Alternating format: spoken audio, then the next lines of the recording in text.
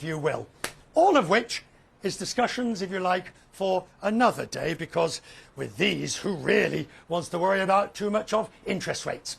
And that is Questmeans Business for this Wednesday night.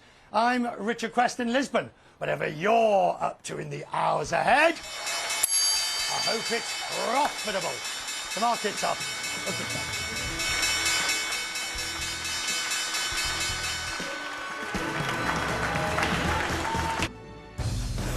The president writes a sternly worded letter to oil companies. That'll do the trick. Lead starts right now. President Biden tells gas and oil companies to cut the soaring profits or else. This as the Fed announces an historic rate hike, which will cause Americans to pay more for houses and cars and credit card bills. And the committee investigating the January 6th insurrection releases new footage from the day before the attack of a Capitol Hill tour led by a Republican congressman all in on the big lie, and one of his guests in the video is seen taking photographs of stairwells and hallways and tunnels and security screening posts. Then the invasion in Ukraine hits home for some U.S. families as 2 Americans go missing while fighting alongside Ukrainian soldiers. The growing fear that these 2 Americans might now be in the hands of the Russians.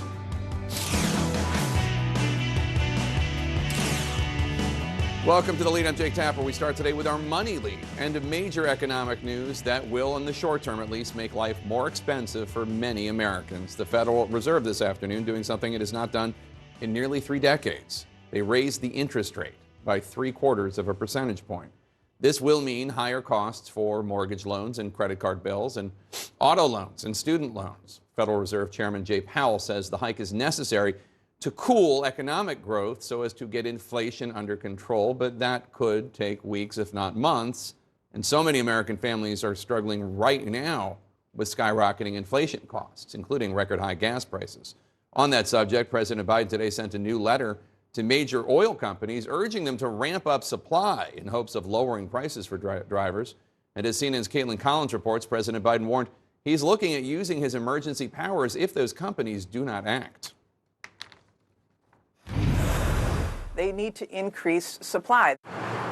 With no relief in sight for higher gas prices, the Biden administration is ramping up the pressure on big oil. We're asking them to be in this era where we're on a war footing to consider increasing supply. In a new letter, President Biden is demanding to know why refineries aren't putting more oil on the market and warning he's prepared to use his emergency authorities to increase output. Biden accusing companies of taking advantage of the crisis, writing that at a time of war, refinery profit margins well above normal being passed directly on to American families are not acceptable. One top U.S. oil producer group, the American Petroleum Institute, is firing back, saying that Biden's, quote, misguided policy agenda shifting away from domestic oil and natural gas has compounded inflationary pressures and made things worse. The president is upping his criticism of oil companies after watching his approval ratings sink as gas prices have continued to rise. Exxon made more money than God this year. White House aides say bringing down prices is their top priority, but concede there's little the president can do in the near term. The biggest tool he has, of course, is the Strategic Petroleum Reserve. And he is releasing 1 million barrels per day, but it's not enough to account for the amount of oil that has been pulled offline due to the invasion of Ukraine. Biden is also coming under fire from fellow Democrats after announcing he's going to oil-rich Saudi Arabia, despite vowing to make the country a pariah after the Crown Prince authorized the grisly murder of journalist Jamal Khashoggi. I wouldn't go. I wouldn't shake his hand. I want nothing to do with him. This goes to show you how, the need for fossil fuels so distorts our foreign policy and causes us to act in ways not consistent with our values. Other Democrats saying they have no concerns about Biden's Saudi sit-down. This president, unlike the previous president, is not afraid to talk tough with foreign leaders. So I have every confidence that President Biden will handle this very well. Now, Jake, when the White House was asked why not have President Biden go to Saudi Arabia but not meet with the Crown Prince, given he won't even speak to him on the phone right now, they cited the fact that he is on the King's leadership team and needs to be in the room for those meetings. I should note the Energy Secretary said earlier on CNN that the U.S. has gotten no commitments so far from the Saudis to ramp up oil production ahead of that meeting with President Biden next month. Caitlin Collins at the White House for us. Thank you so much. Let's bring in CNN's Matt Egan. He's at the Federal Reserve in Washington, D.C. right now. And Matt, how quickly does the Fed think this massive hike can actually work to lower inflation? Well, Jake, the Fed delivered a powerful statement today declaring that they're not going to stand for inflation getting hotter and hotter. Chairman Jerome Powell, he flat out said we have to restore price stability. It is the bedrock of the economy. Now, prices are anything but stable right now, of course. Consumer prices rising at the fastest pace in 40 years. The good news is that after being late to inflation, the Fed is on the case now, moving pretty aggressively to try to get it under control. I think the bad news is that the Fed actually revised higher its inflation projections, projecting 5% inflation by the end of this year. They don't see inflation getting back towards the 2% goal until the end of 2024. And this is not going to be easy because the Fed has a lot of power. They have the ability to really cool off demand by raising borrowing costs on mortgages and credit cards and student debt, car loans. And we're seeing that play out in the housing market where mortgage demand has fallen sharply. But the Fed does not have tools to really control supply, the supply chain bottlenecks that are jacking up food prices and gasoline prices and used cars. And Chairman Jerome Powell, he conceded today that the war in Ukraine plus COVID lockdowns in China do have the ability to potentially keep inflation hotter for longer, Jake. If they're revising their inflation projections upward, what about possible further interest rate hikes? Did Chairman Powell talk about that at all? Yeah, absolutely. He strongly signaled that there's going to be further rate increases. Now, he said that the move today, this 0.75 percentage point, he called that unusually large and said that's probably not going to be the common step from the Fed. But he did say that in the next meeting in July, that they are probably going to be debating between either a move this size or one just smaller, 0.5 percentage point. And Fed officials, they projected sharply higher interest rates by the end of the year. They say that they think that interest rates are going to be about twice as high at the end of the year as they are today. Now, this is a tricky situation for the Fed, right? Because if they don't do enough, which arguably has been the case to this point, then inflation can get hotter and hotter and go out of control. But Jake, if they do too much, they could end up slowing the economy right into a recession. Yep, that's the risk. Matt Egan at the Fed. Thanks so much. Appreciate it. Turning to our world lead now, two American fighters are now feared to be prisoners of war, possibly in the hands of the Russians. The two volunteer fighters from Alabama went missing during a battle just north of Kharkiv last week. They have not been heard from since. They are 27-year-old Andy Ty Naquin and 29-year-old Alexander John Robert Druka. A fellow fighter tells CNN that battle that they were lost in was, quote, absolute chaos. Let's bring in CNN's Ben Wiedemann. He's on the ground in the eastern Ukrainian city of Kramatorsk. Ben, what are the families of these two fighters saying about their missing loved ones? Well, Alex Druk's mother and Andy Huin's fiance both say they last heard from them on the 8th of June when they told them they would be unavailable or offline for a few days, presumably that they were going to be going on a mission. And shortly after that combat that their comrade described, as you mentioned, they went out to try to find either bodies or find them if they were wounded. They found nothing. The following day, a Russian propaganda channel on the Telegram messaging application claimed that 2 Americans had been captured outside Kharkiv. Now, the U.S. Embassy in Ukraine says they have no information if these 2 men have been captured. A State Department spokesman says that they're monitoring the situation, that they're in contact with Ukrainian authorities, but had no further comment. Now, this incident is worrying because last week, on the 9th of June, a court in the pro-Russian breakaway republic, the Donetsk People's Republic, found 2 British nationals and 1 Moroccan national who had been fighting with the Ukrainian army guilty of serving as mercenaries and sentenced them to death. Jake? Yeah, that's a sobering thought. Ben Wiedemann in Ukraine, thank you so much. A tourist taking pictures of hallways and stairwells and tunnels on Capitol Hill. The January 6th committee released video of a Hill tour on January 5th, led by a Republican congressman who embraces the big lie. Then horrifying admissions we learned today from the alleged Buffalo grocery store shooter as he now faces federal charges that could carry the death penalty. Stay with us.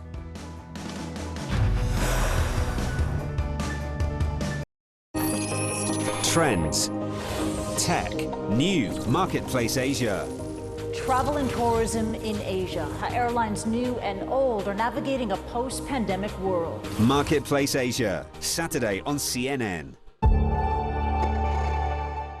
It is forecasted that about 40% of the population in the world will suffer from water shortages in 2050 due to climate change and population growth. And water is one of nature's greatest gift. So we decided to upgrade our water intensity by 50% and replenish more water than we use in our own plants globally by 2050.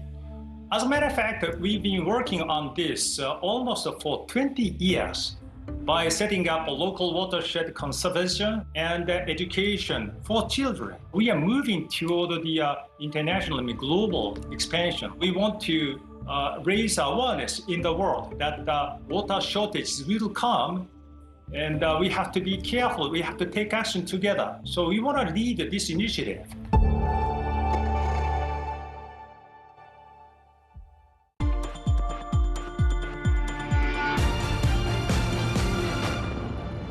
Sex trafficking is happening in all hotels, in all brands, at all levels. My name is Lori Cohen. I'm the Chief Executive Officer of ECPAT USA in Brooklyn, New York. In our research, we recognize that so much of the child sex trafficking was happening in hotels because these were anonymous locations and traffickers felt that there was very low risk in being detected.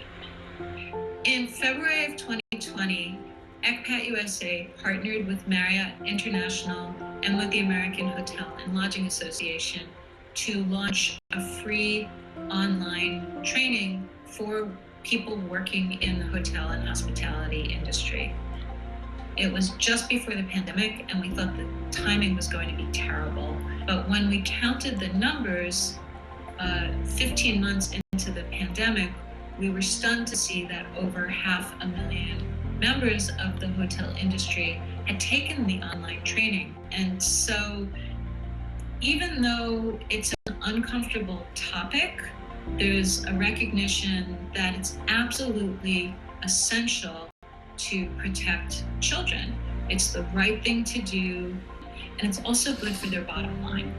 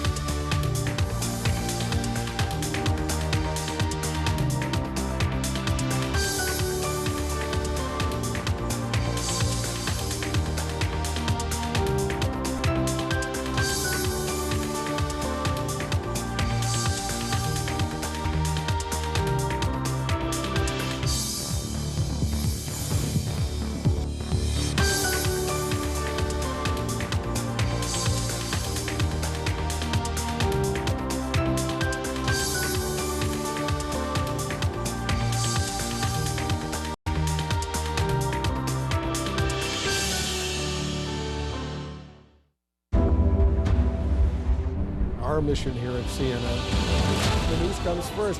You really work as hard as you can getting the facts. It is critically important. To our viewers in the United States and around the world, welcome to the Situation Room. We have breaking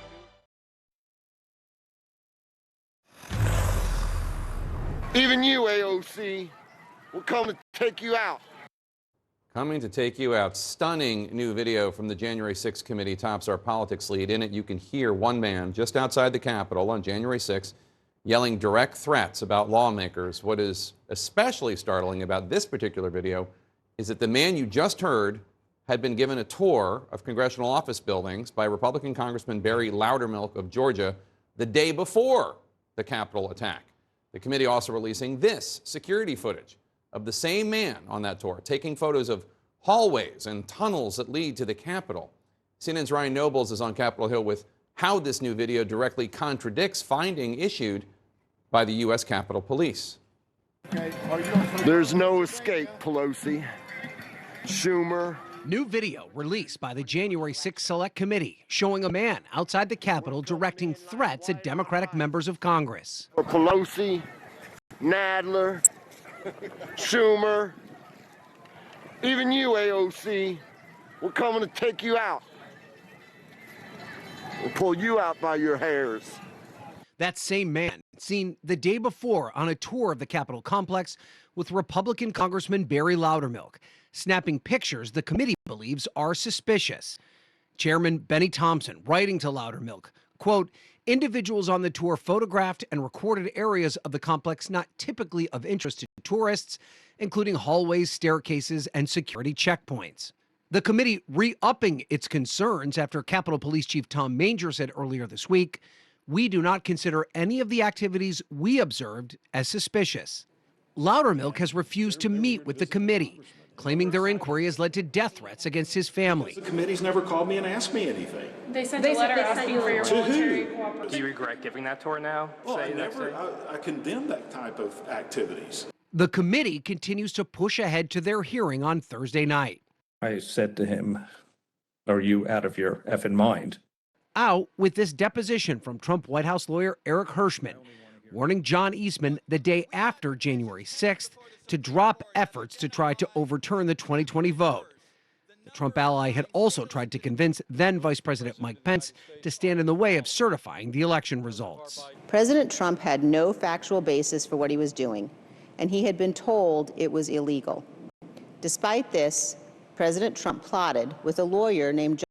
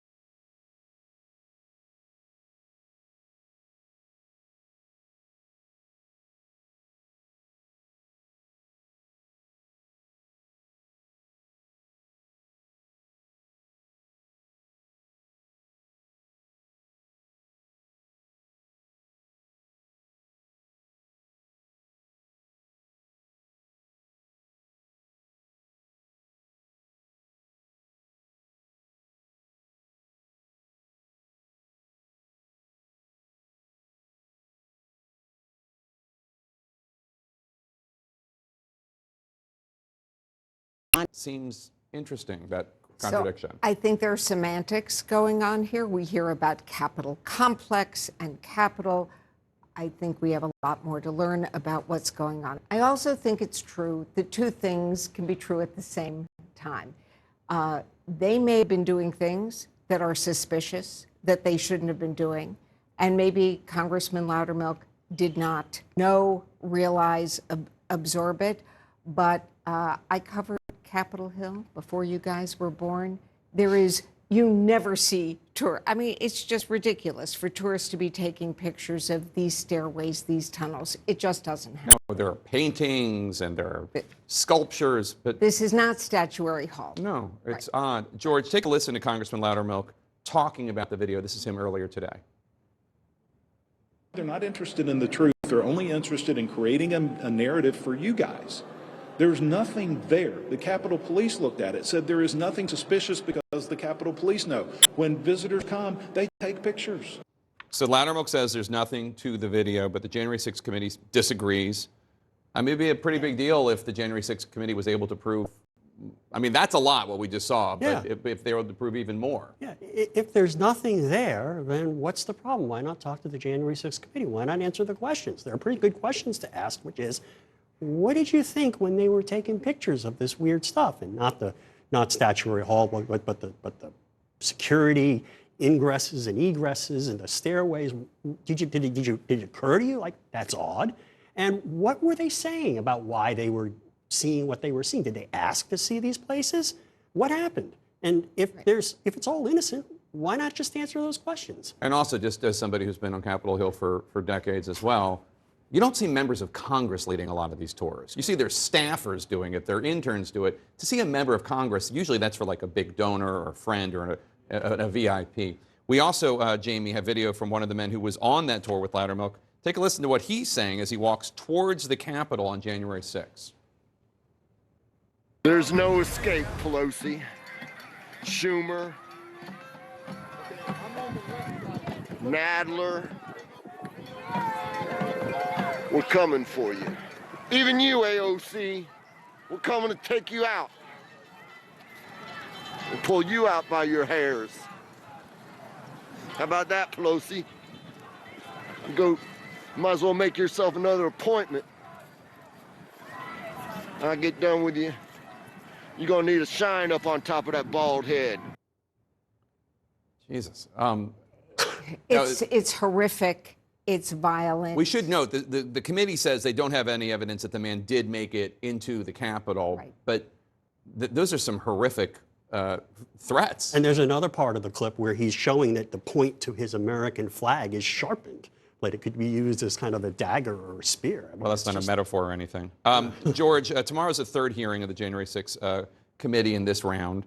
Congresswoman Liz Cheney released this clip from a taped interview with former White House lawyer Eric Hirschman, explaining what he warned Trump allied lawyer John Eastman, who was putting forth this crazy unconstitutional theory about how Pence could be the one that undid the election. Take a listen. I don't want to hear any other effing words coming out of your mouth, no matter what, other than orderly transition. Repeat those words to me. And I screamed that in a second. Eventually he said orderly transition. I said, good, John. Now I'm going to give you the best free legal advice you're ever getting in your life. Get a great effing criminal defense lawyer. You're going to need it. And then I hung up on him. What was interesting about the release of that clip yesterday was that Liz Cheney released it, Congresswoman Liz Cheney released it in the midst of this back and forth with the chairman of the committee about whether or not there was going to be a criminal referral.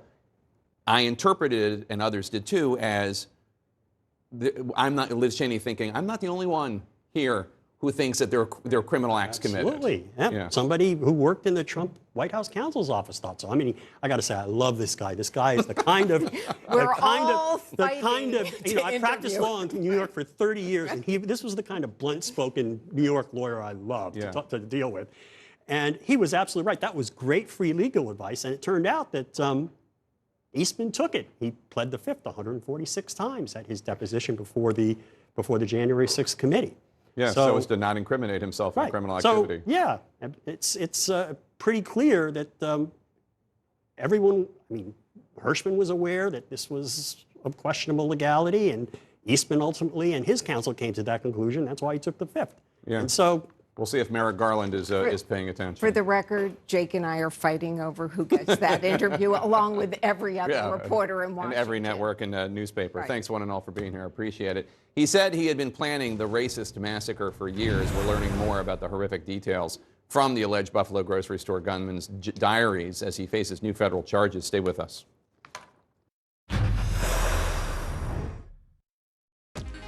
Back in person, the 2022 Afreximbank annual meetings will bring together high-profile continental and global leaders to harness and leverage Africa's incredible potential. Register now. This is CNN. More people get their news from CNN than any other news source. Monday. Let's lift every voice. a CNN concert event. The Roots, Khalid, Janae Aiko, Earth, Wind & Fire, Yolanda Adams, and for the first time ever, an all-black symphony orchestra takes the stage at the Hollywood Bowl, and so much more. Juneteenth, a global celebration for freedom. Live from the Hollywood Bowl, only on CNN. Watchmakers have dealt with pandemic restrictions for years. Now they want to make up for that lost time. At the end of last year, Deloitte asked Swiss watch executives how they judged the outlook for 2022. More than 3/4 of them said they were feeling positive. The industry has shown remarkable resilience in the last 2 years, going through COVID and coming out now more or less. I think watch and jewelry industry is thriving in a way, and this will certainly help. Deloitte says travelers and in-store shoppers are the lifeblood of the luxury watch industry. So for executives in Geneva, their return is a moment to savor. Something I guess we dreamed of, but didn't really truly believe it would happen until the last minute, because we've learned to adapt ourselves to, always changing environment. I am Nigerian by blood, British by birth, and American by residence. It is important to me that those same strands of inclusivity that flow through me are mirrored in the stories that we tell. One World is a place where Africa has an equal seat at the global table alongside Europe, the Americas, and Asia. Every continent has a voice, and where everyone watching has a stake in the global conversation. One World with Zain Asher, weeknights on CNN.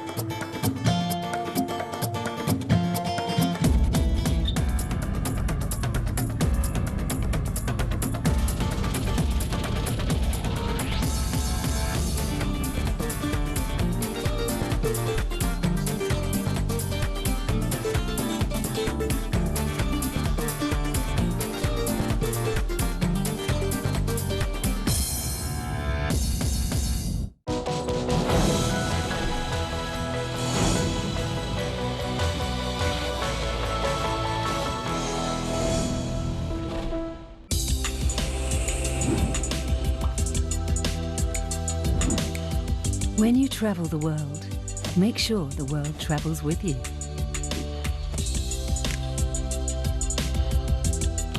Check in, log on, and get connected with all of the latest developments at your fingertips.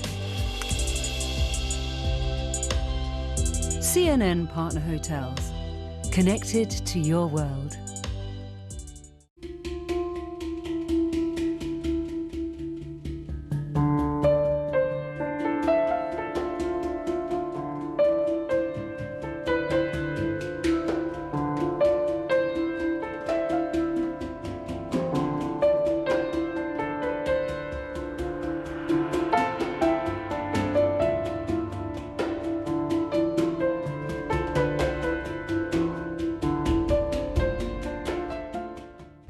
I'm Paulo Sandoval in Bogota, Colombia, and this is CNN.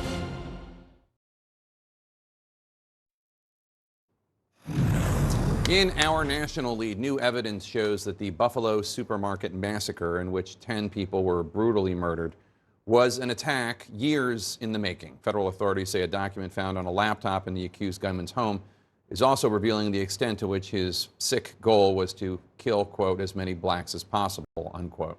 CNN's Bryn Gingras is live for us at the Tops Market in Buffalo, New York. Bryn, what more are you learning about these disturbing new details outlining the suspect's racist and radical worldview? His worldview, what he was doing to prepare for this attack after the fact. Jake, so many details in this affidavit that the complaint filed today in the Western District of New York, essentially saying that the 18-year-old shooter had thought about committing this racist act for years, and then actually decided to possibly or go through with it earlier this year, and did reconnaissance on the grocery store at the Tops there behind me several months prior, even up to 2.5 hours before carrying out this attack, according to the court document. Says when in the grocery store, did sort of a tally of the race of the people who were inside, possible ages, where the security guard was located at